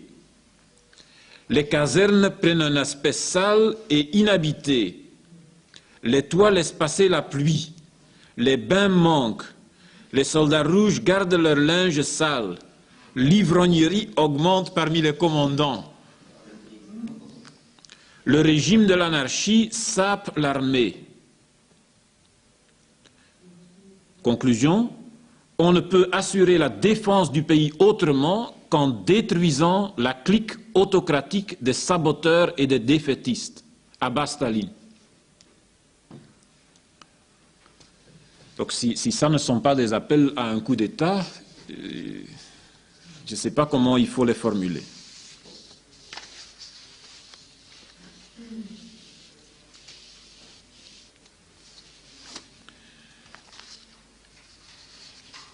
Et donc on peut dire aussi, après avoir entendu tout ça, que s'il y avait des trotskistes en Union soviétique qui faisaient cette propagande-là, c'est tout à fait justifié que dans le cas où ils se faisaient prendre, qu'on les fusillait. Donc il n'y a pas de discussion là-dessus.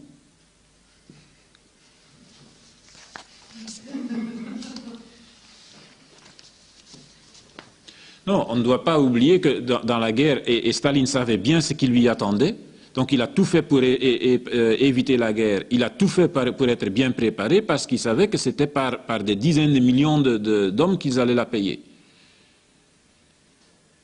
Et donc effectivement, il y a eu environ 20 millions de soviétiques qui ont dû sacrifier leur vie contre Hitler.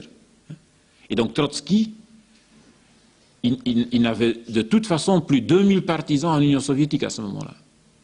Et donc quand tu vois ces 2000 personnes lancer des appels à l'insurrection, bon, tout ce que vous avez écouté, ça ne pouvait servir que les projets des hitlériens. Et donc ils peuvent dire que c'est des calomnies staliniennes et qu'on dit qu'ils sont des agents payés de Hitler. On ne dit pas qu'ils sont payés. Ils peuvent avoir fait ce travail par pure bêtise politique, par rancune personnelle, par dégénérescence politique. Mais leur travail qu'ils ont fait ne servait que Hitler.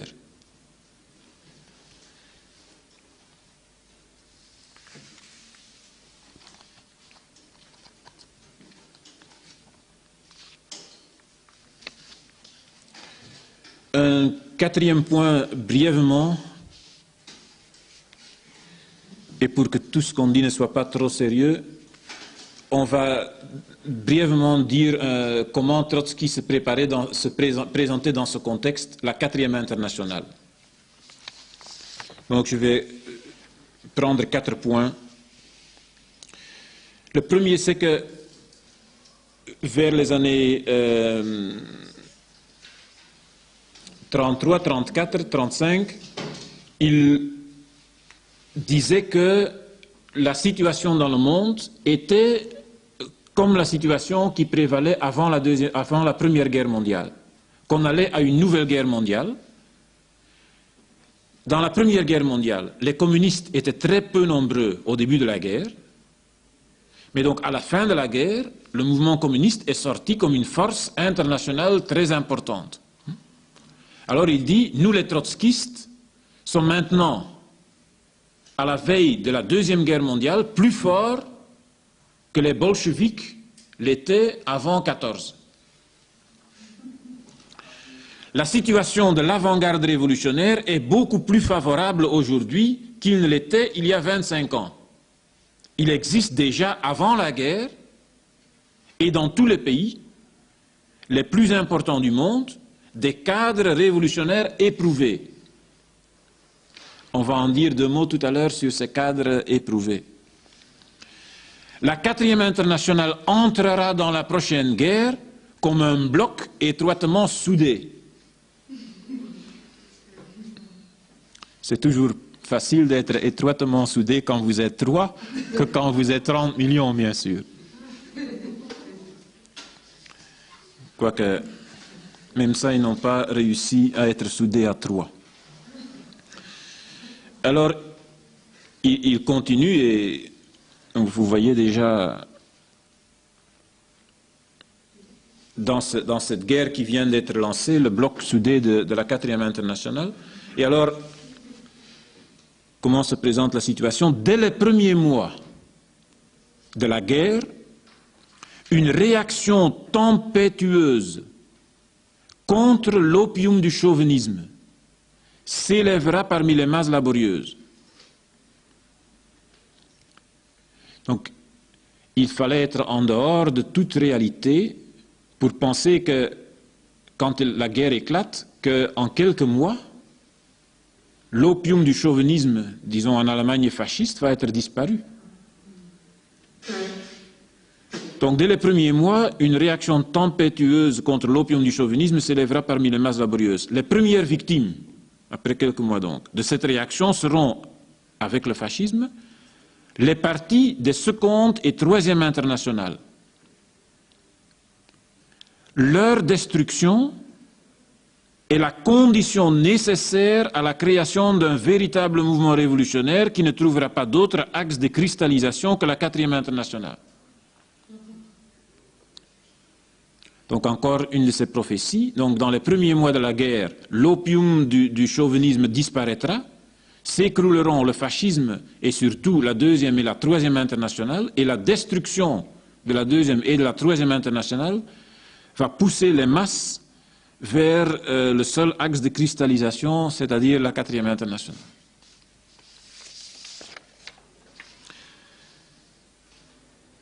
Le programme de la 4e internationale, il continue, emportera l'adhésion de millions de gens. Et ces millions de révolutionnaires seront capables de prendre d'assaut le ciel et la terre.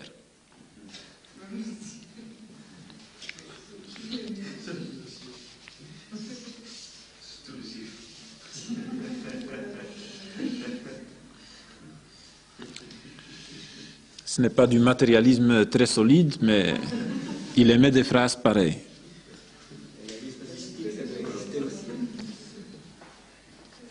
Donc il avait commencé cette phrase en disant « Les masses que la guerre poussera à l'indignation et au désespoir complet ne trouveront aucune autre direction que celle que la 4e internationale leur offre. »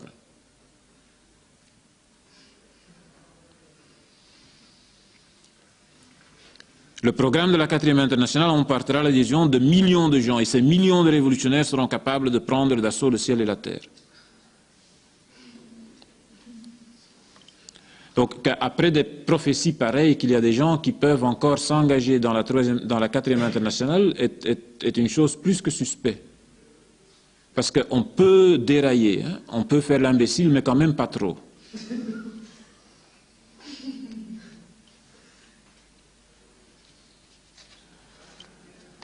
Mais tout le monde sait que dans la Deuxième Guerre mondiale, que ce soit de la Chine au Vietnam, en Corée, en Europe, en Union soviétique, c'est les communistes, et presque uniquement les communistes, qui ont porté tout le poids de la guerre, qui ont eu des dizaines de millions de morts. Et que la 4e internationale, elle n'a rien eu à faire dans aucun coin du monde.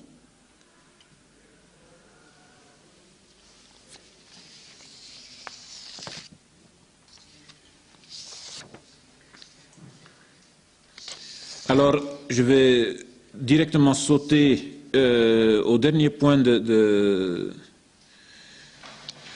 je veux mentionner en ce qui concerne la 4e internationale. Donc d'abord, dès les premiers mois, la 4e internationale percera la destruction de la 3e et de la 2e internationale, des millions de gens qui adhèrent au programme trotskiste. Alors, je vais sauter au deuxième point que je vais mentionner ici, les autres leçons. Il dit ceci sur la 4e internationale. Et c'est peut-être un des textes les plus révélateurs de la mentalité de Trotsky.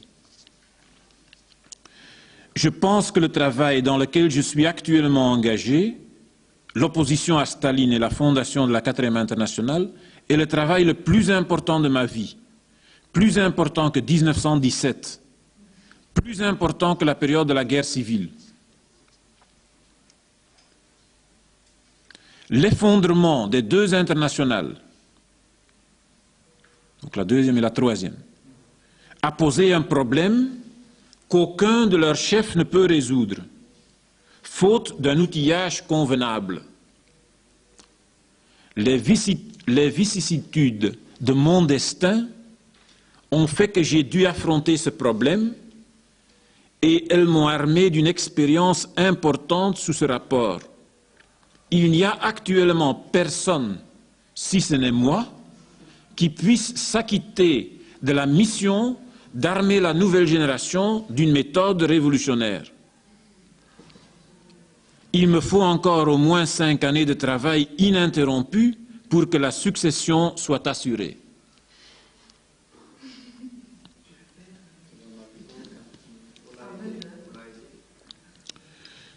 Journal d'exil. Et donc, il a écrit ça en 1935.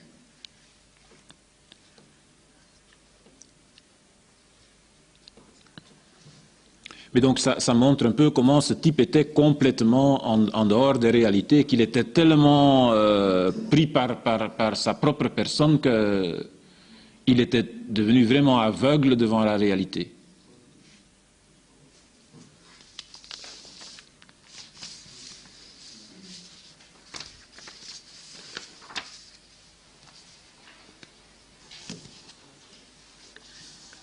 Donc, dans ma vie, dans ce livre-là, on trouve le même style. Hein. Mais déjà dans ses premières œuvres, en 1905, on trouve des aspects de ce genre. Donc il dit, je crois que c'est dans ma vie, que quand il est entré en 1905 en Union soviétique pour la Révolution, qu'il n'avait plus rien à apprendre de personne.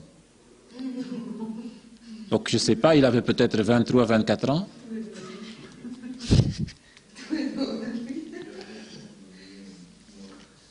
Mais donc, dans ce texte, c'est vraiment un bouffon prétentieux qu'on écoute. Si ça, ce n'est pas de la bouffonnerie, je ne sais pas ce que c'est. Et l'aveuglement total devant les réalités économiques, sociales et politiques dans ce texte. Donc la 3e internationale, plus personne n'est capable de mener le combat. Moi seul...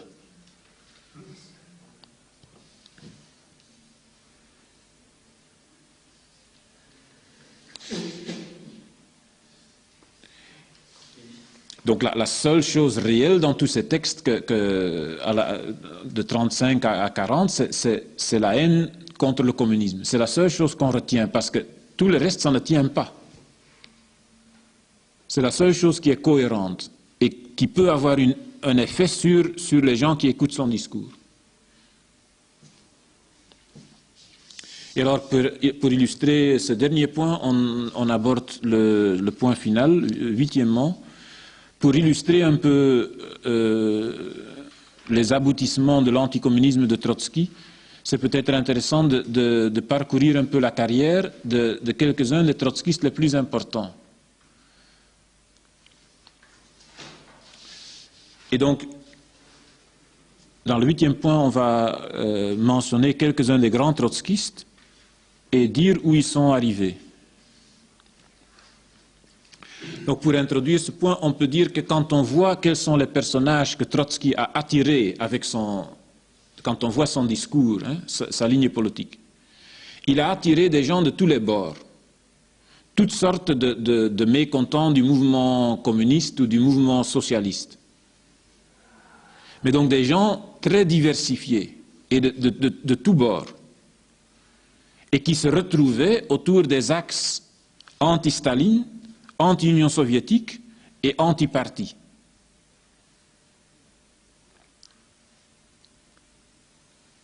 Donc c'est la seule chose qu'on voit qui unit réellement ces gens. Parce que quand tu vois un peu l'un à côté de l'autre, rien d'autre ne les unit, ni dans leur passé, ni dans leur avenir. Pas la question de la révolution permanente? Non, pas la révolution permanente.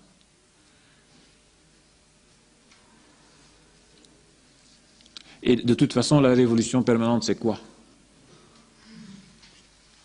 Donc à partir anti-Staline, anti-Union soviétique, anti-parti, la révolution permanente, en plus, c'est quoi? Je vais donner quelques exemples. Donc il a recruté Ruth Fischer et Maslow. C'étaient deux dirigeants du Parti communiste allemand qui ont complètement dégénéré, qui étaient des dirigeants très connus. Même les trotskistes allemands les dénonçaient. Mais donc, comme c'était des gens célèbres, dans l'histoire du Parti communiste allemand, ils sont dans tous les livres, Trotsky a tout fait pour les faire entrer dans son parti. Et Ruth Fischer, donc la femme, Trotsky l'a fait entrer dans le secrétariat international de la 4e internationale. Peu après, Ruth Fischer est devenue une agente des Américains et une anti-marxiste ouverte. Donc pas seulement anti-stalinien, mais contre le marxisme en tant que doctrine. Deuxième exemple, le président du congrès de fondation de la 4e internationale est Max Schachtman. C'était un des chefs du mouvement communiste du mouvement trotskiste aux États-Unis. Et donc c'était une des figures les plus importantes, sinon la plus importante du trotskisme, à côté de Trotsky. Donc le congrès de fondation, c'est lui qui l'a présidé. En 1940, il est devenu un anti-marxiste, un défenseur de l'impérialisme américain, et au moment de la guerre du Vietnam, il a soutenu la guerre américaine au Vietnam. Et donc aux États-Unis, dans les années 60, il fallait déjà le faire.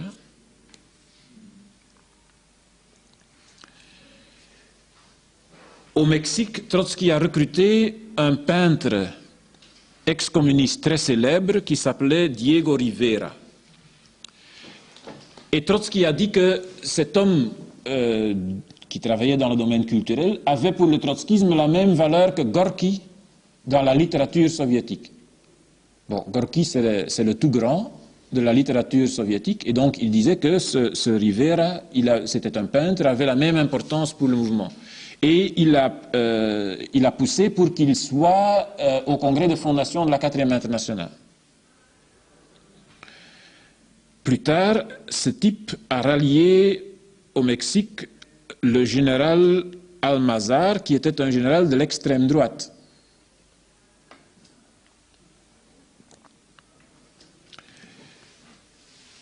Il y a une femme qui était au Parlement pour le Parti communiste allemand, Maria Rehse, qui, après la prise de pouvoir de Hitler, a fait des analyses sur la faillite du Parti communiste allemand. Elle a fait une brochure sur la faillite du Parti communiste allemand et elle est devenue trotskiste. Et sa brochure a été préfacée par Trotsky. Et quelques mois plus tard, elle est rentrée en Allemagne et elle a rejoint le parti nazi.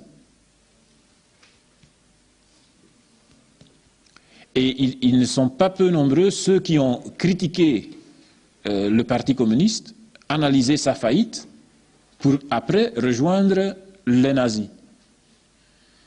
Et donc Trotsky a eu le bon goût de recruter cet individu et de préfacer son analyse pénétrante de la dégénérescence du Parti communiste allemand. En France, vous avez David Rousset, trotskiste, un des plus en vue dans les années 30, qui est devenu un gaulliste important. On peut, entre parenthèses, mentionner aussi des moindres dieux comme Paul-Henri Spaak, comme Simone Weil, qui tous ont été trotskistes ou trotskisantes. Donc Spaak a rendu visite à Trotsky au moment où il était en France. Un des trotskistes les plus importants déjà dans les années 23-24, donc tout au début, c'est Max Eastman, un Américain. Il est très connu aussi dans l'histoire du mouvement communiste. Ce Max Eastman, à la fin des années 30, a dit que le marxisme est l'ancêtre du fascisme aussi bien que du stalinisme. Et cette thèse-là, le marxisme est l'ancêtre du stalinisme et du fascisme, était très courant chez nombre de trotskistes qui ont quitté le trotskisme pour aller se mettre sur ces positions-là. Donc le trotskisme était essentiellement fort aux États-Unis. La majeure partie des adhérents étaient aux États-Unis. Et donc c'est là que presque une très grande partie des intellectuels et des dirigeants du mouvement trotskiste se sont repliés sur cette thèse-là. Marxisme, ancêtre du fascisme et du stalinisme.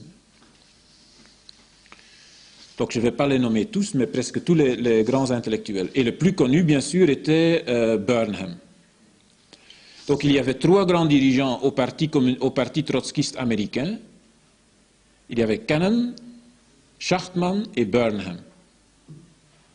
Burnham était prof de philosophie à l'université, c'était un grand orateur et il était un des types les plus connus du mouvement trotskiste international. Et donc, c'est Burnham, son livre, c'est le livre de base de la guerre froide, Contenir ou libérer. Donc c'était s'il faut simplement contenir le communisme ou s'il faut le roll back, hein, le repousser. Donc c'est lui qui a dit qu'il ne faut pas suivre une politique uniquement d'arrêter, de stopper le communisme, mais qu'il faut une politique dynamique pour le roll back. Et c'est ce qu'il défend dans ce livre. Il défend donc une guerre pour repousser le communisme. Pas seulement en Europe de l'Est, mais même en Union soviétique.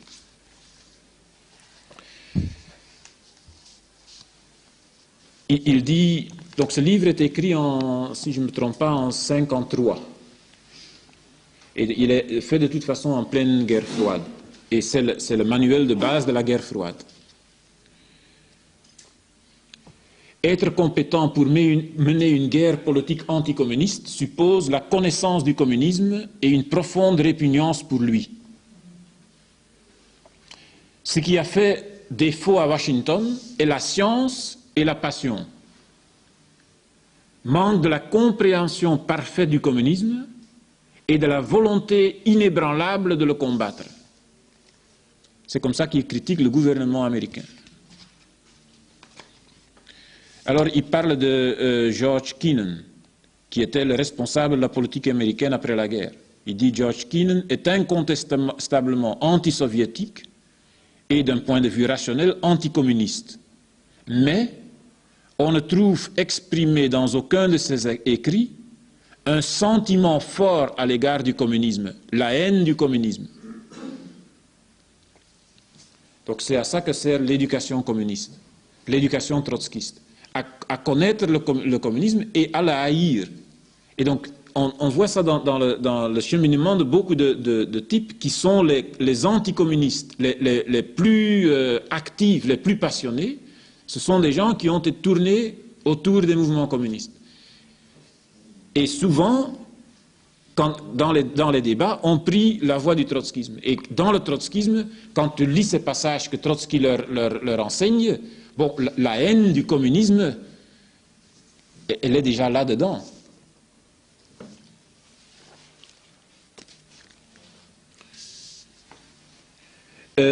Deutscher, qui a fait la biographie, c'est un trotskiste lui-même, un trotskiste polonais, mais disons un trotskiste un peu indépendant et un peu critique. Mais il y a des constats intéressants dans son livre. Il dit ceci: parmi les trotskistes littéraires des années 30 et 40, parce que Trotsky, comme il se présentait comme un individualiste, beaucoup d'intellectuels qui penchaient à gauche mais qui ne voulaient pas le stalinisme, la discipline, le parti, l'organisation, étaient plutôt avec Trotsky. Alors parmi les trotskisants littéraires des années 30 et 40, un très petit nombre seulement ne devait pas figurer à la tête des propagandistes qui se croisèrent contre le communisme à la fin des années 40, 50 et 50-60. Les autres, la grande majorité, devaient apporter à ces croisades leur familiarité avec le communisme, leur discernement précis de ses aspects vulnérables et une haine passionnée que Trotsky leur avait inculquée. Donc c'est exact. Donc quand tu vois le nombre de gens qui ont suivi les thèses de Trotsky, la majorité sont devenus des anticommunistes acharnés et ouverts. Ils ne se donnaient plus ces quelques phrases que Trotsky donne encore pour dire « je suis pour la collectivisation des moyens de production » et c'est toujours État ouvrier. Donc ces pauvres paroles sont tombées et c'est l'anticommunisme, l'antimarxisme ouvert qu'on trouve dans la bouche de tous ces gens. Et pour finir ce point avec une illustration encore différente de ce processus, donc Barthélemy, il était le secrétaire général du parti fasciste français pendant la guerre. Et c'était un fonctionnaire de la Troisième Internationale. Et donc son livre s'appelle du communisme au fascisme. Et c'est très intéressant parce qu'il décrit comment il était fonctionnaire de la Troisième Internationale et comment il commence à critiquer tous les aspects du stalinisme. Et point par point, vous trouvez les thèses que Trotsky a avancées. Par exemple, il dit ceci. La théorie stalinienne de la révolution dans un seul pays, qui de plus en plus avait inspiré la démarche de l'internationale, n'avait-elle pas abouti à affaiblir le tonus révolutionnaire des partis communistes d'Occident et aussi d'Extrême-Orient? Que l'Union soviétique fût parvenue à consolider les conquêtes de sa révolution était indéniable, mais à quel prix? Pour y parvenir, Staline avait dû prolonger indéfiniment la dictature du parti et à l'intérieur du parti sa propre dictature. Aucun signe de détente vers une normalisation plus léniniste ne se manifestait, bien au contraire. Et comme ça, des dizaines de pages. Donc si tu lis ça, donc il s'occupe du tonus révolutionnaire des partis communistes, il se préoccupe d'une normalisation plus léniniste à l'intérieur du parti. Donc ce sont tous des critiques presque dans le même style, le même ton de Trotsky. Et à quoi tout ça aboutit? Voilà la fin. Lorsque le désenchantement vous pousse hors du communisme, que faire? Ou bien l'on pense, ayant subi une si cruelle déception, que toute action politique est désormais vaine, ou bien l'on espère encore pouvoir poursuivre une lutte pour laquelle on a vécu jusqu'alors. Il y avait bien la tentation trotskiste. Et certes, la dialectique du vieux avait quelque chose de fascinant. Mais, à mon avis, y succomber était du domaine du rêve. Si l'on voulait demeurer réaliste, seul le fascisme offrait une voie révolutionnaire. Mais donc, ils sont pas peu nombreux, ceux qui ont critiqué le communisme à partir des thèses de trotskistes, et quand ils ont rompu avec le communisme, qui sont passés chez les fachos. Et donc, c'est-à-dire qu'il y a une critique du communisme qui est une critique qui se fait à partir des bases de classe de l'ennemi. Et donc, celui qui fait des critiques du communisme à partir de la conception du monde de l'ennemi de classe, il tombe de ce côté. Et donc, quand on voit l'ensemble de la démarche de Trotsky vis-à-vis du mouvement communiste international et vis-à-vis de l'Union soviétique, on peut dire que ces critiques, quelles que soient au départ les intentions subjectives de Trotsky, que ce sont des critiques qui se faisaient sur la base des intérêts de la bourgeoisie internationale et qu'ils ne pouvaient servir que cette classe-là et qu'ils n'ont dans la réalité que servi cette classe. Et voilà tout.